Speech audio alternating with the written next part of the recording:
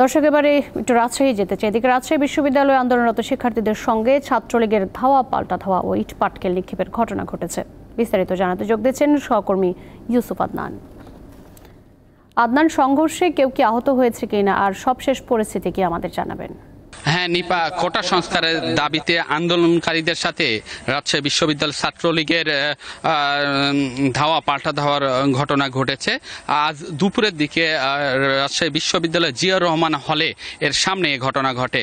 আন্দোলনকারীরা যখন আন্দোলনে যাওয়ার জন্য প্রস্তুতি নিচ্ছিলেন তখন ছাত্রলীগের নেতাকর্মীরা এসে তাদের বাধা দেয়। এই সময় ধাওয়া পাল্টা ধাওয়ার ঘটনা ঘটে। এর পরপরই আমরা দেখেছি রাজশাহী বিশ্ববিদ্যালয়ের বঙ্গবন্ধু হলে এর সামনে অবস্থানরত 10 থেকে 12টি গাড়িতে আন্দোলনরত যারা শিক্ষার্থী রয়েছিলেন তারা আগুন ধরিয়ে দেয় এবং বিভিন্ন স্লোগান দেয়।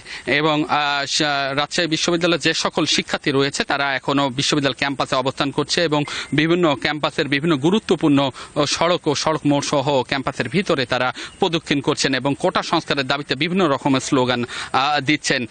এবং এই যে ঘটনা ধাওয়া পাল্টা ধাওয়া বা ইট পাটকেল নিক্ষেপের মতন ঘটনা ঘটেছে, এতে এখন পর্যন্ত একজনও আহতর কোনো খবর পাওয়া যায়নি। তবে শিক্ষার্থীরা বিভিন্ন লাঠিসোঁটা নিয়ে, আন্দোলনকারী শিক্ষার্থীরা লাঠিসোঁটা নিয়ে তাদের দাবি আদায়ের লক্ষ্যে বিভিন্ন স্লোগান দিচ্ছে এবং ক্যাম্পাসে তারা বিভিন্ন রোড প্রদক্ষিণ করছে।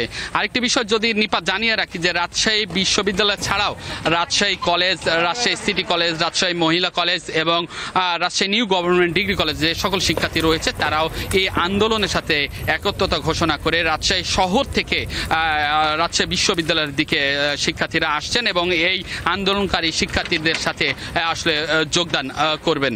আর এখন ক্যাম্পাসের যেহেতু বিক্ষোভকারী আন্দোলনকারীরা বিভিন্ন সড়ক প্রদক্ষিণ করছে, তারপরে তারা বিশ্ববিদ্যালয়ের প্রধান ফটকের সামনে অবস্থান নিবে বলে জানা গেছে। আসলে এই ছিল আমার কাছে রাজশাহী থেকে সর্বশেষ খবর। নিপা।